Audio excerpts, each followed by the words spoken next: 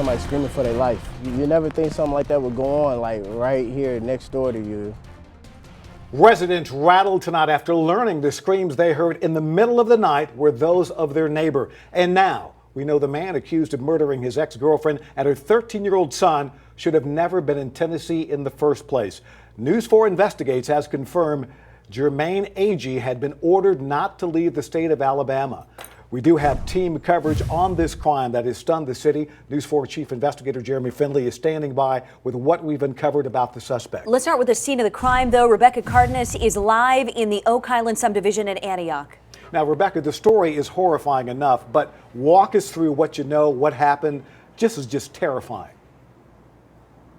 Well, neighbors and police tell us, Tom and Lauren, that Garcia and both of her daughters ran for their lives through this neighborhood. Garcia toward this cul-de-sac that her children grew up playing in. Now, we spoke to one of her neighbors who found Garcia in the middle of the night lying on his porch.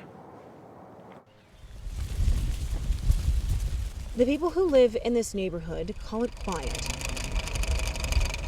Quiet enough you can hear it slowly becoming fall outside. This neighborhood is peaceful, it's quiet. Their peace and the quiet was violently disrupted early Monday morning. It was like somebody screaming for their life. And I looked over at my wife and I said, did you hear something?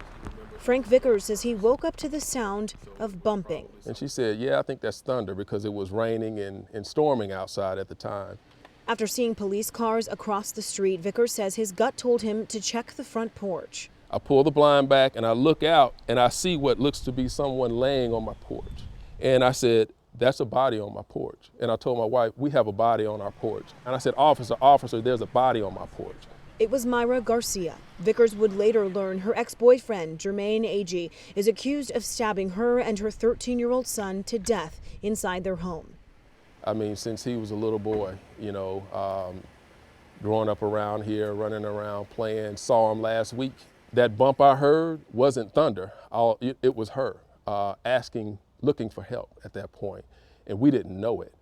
So that hit you pretty hard. You know, you never think something like that would go on, like right here next door to you. Hours after the attack, it's quiet again.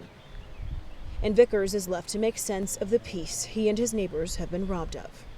Can't understand how someone would do something like this. Just makes no sense.